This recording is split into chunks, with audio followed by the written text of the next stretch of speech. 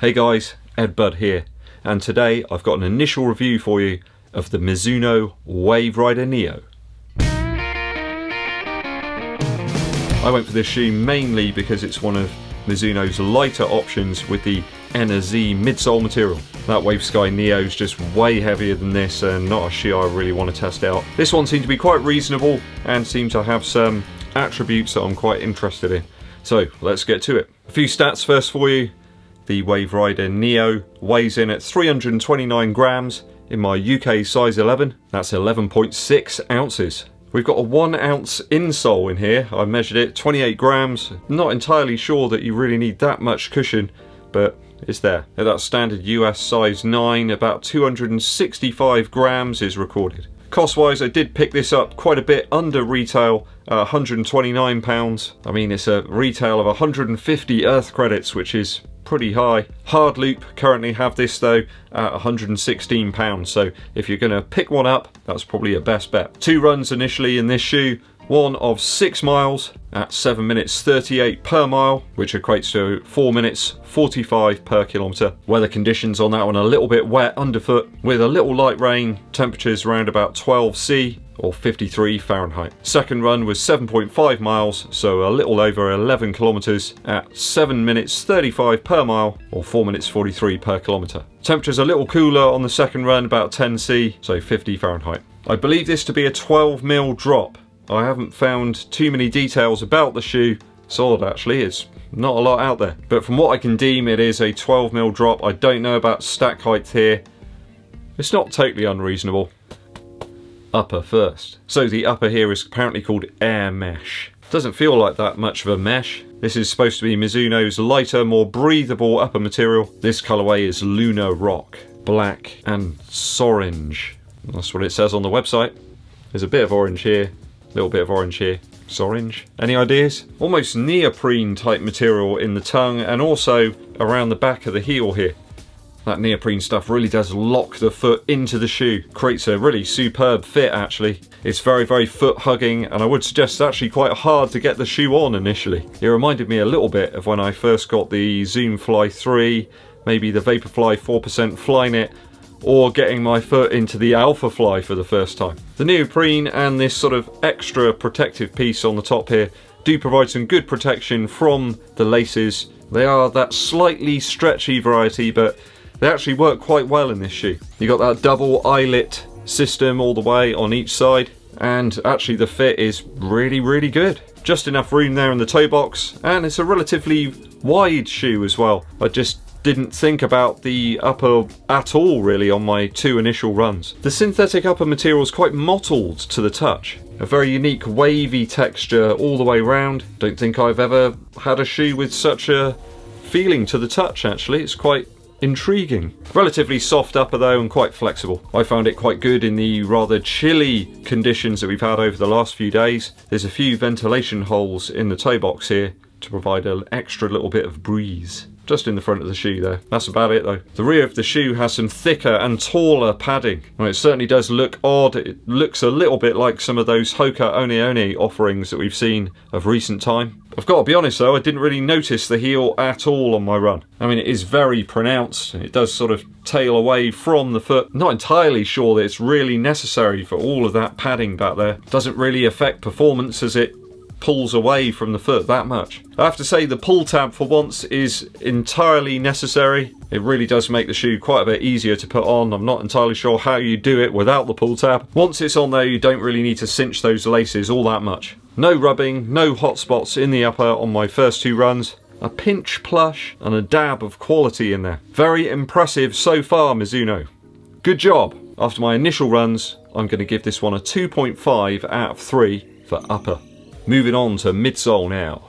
I think the midsole here is less at fault than the upper in terms of accountability for that weight. 329 grams is a little on the heavy side really. As I said, the insole itself is 28 grams or an ounce. I'm not entirely sure that anybody really needs all of that cushion. I'm going to sub out that insole in subsequent runs for something a little bit thinner. We have a full length Enerzy midsole here, and there's an extra wedge of it in the heel. We've also got this wave plate in the heel as well, which I think's there really to provide a bit of stability with that very cushioned midsole material. I think everybody's seen those academic papers, the studies that people have done about the use of carbon plates, or any plates really, within running shoe midsoles.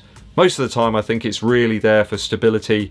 There's not an awful lot of information there to suggest there's any sort of real propulsive quality, and most of the benefits are there from the foams themselves. At least that's what those studies say. So at my tempo pace, which is around about 7 minutes 30 per mile, at the moment at least, I found the midsole foam to be expressive and quite versatile. It did elevate my cadence without me really knowing it, so I was hitting about 170 steps per minute at tempo pace, which is higher than it probably normally would be. I think it feels quite cushioned, this shoe, without feeling unstable really, considering the quite cushioned nature of the foam. Some may not like the 12mm drop that we've got here. They may find it too much.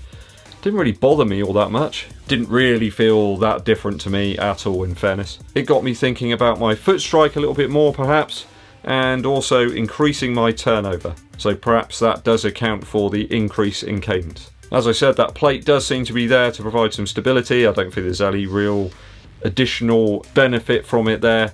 In the heel there's a lot of foam, and I think they've put it there just to provide a little bit of a bed for the foam to react with. I certainly don't feel that this shoe is too firm. I've seen a couple of other reviews that have mentioned that it is. Underfoot, to me it felt very exciting. Certainly a good initial impression from the Enerzy foam. After a few miles the shoe opened up a little bit, and after a little while those foam segments began to settle down a little bit, a bit like a 41-year-old former dance music DJ.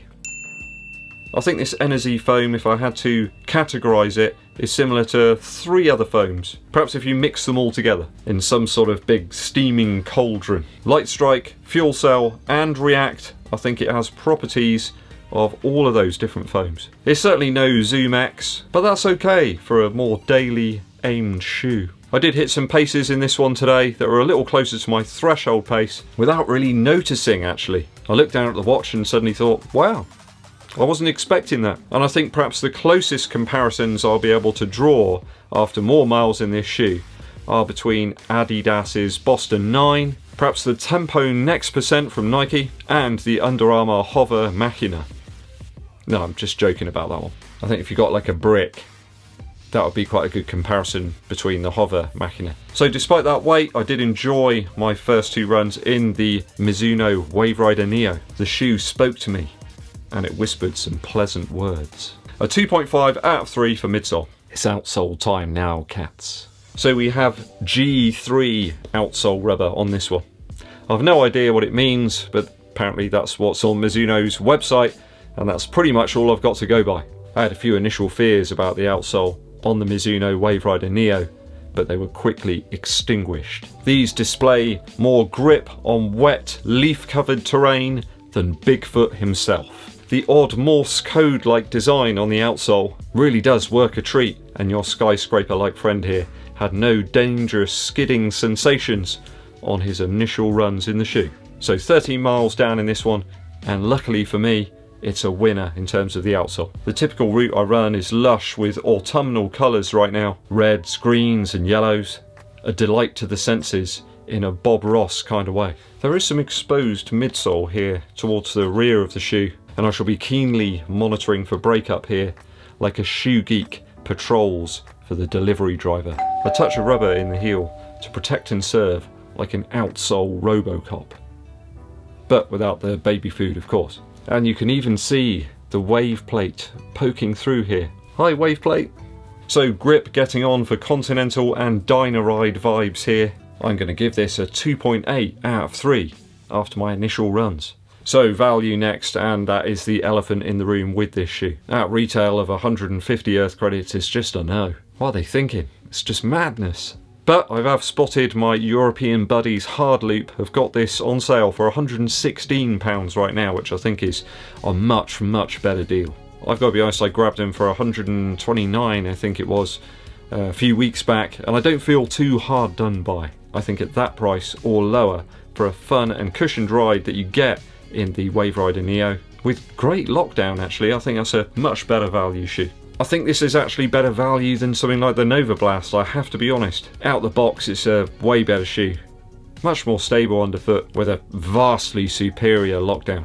The upper's better as well. I think I could probably run some intervals in this, no problem. But I think I'll mainly put it into use for tempo and easy days. I think tempo's probably its forte, and as such, I'm going to call it Everest. Because it's really great going up hills. And look at that drop, that's a crazy drop. So at retail, I can't really suggest it's the best value, and that's how I always score the shoes on their retail price. So it gets a 1.7 out of 3 for value. Higher if you can pick it up for less. If I've done my maths correctly, that gives us a 9.5 out of 12 for the Mizuno Wave Rider Neo.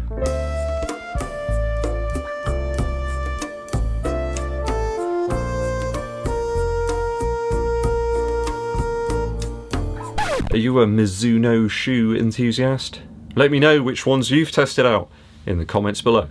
A TV recommendation this time. I've got back into watching Jason King. I particularly love Jason King because it's just so ridiculous. It first aired in 71 and 72. I'm lucky enough to have the box set on DVD, which comes with a special booklet as well. There's some amazing pictures of Peter Wyngarde, who played Jason King. He had some amazing clothes, really quite inspiring. It does look like they filmed most of Jason King in the UK as well, even though they've got these very lavish stories, European locations. I think there's one point where he's skiing, where it's very clear that he's not really there. Jason King writes these crime novels and then seems to get tied up within them, and they're actually going on around him. It's very strange, but quite alluring. So do go and check that one out if you've never encountered it before. Jason King, starring Peter Wyngarde. Thanks for watching through to the very end of the video today, guys. Hope you enjoyed the review of the Mizuno Wave Rider Neo. It was really nice trying out a shoe from a new manufacturer I haven't tried before. If you haven't done already, please hit that subscribe button and click the bell below for notifications of when we launch those new videos. And it really does help the channel out a huge amount if you give this video a thumbs up like and share it with your running buddies. My name's EDDBUD, and I'll be seeing you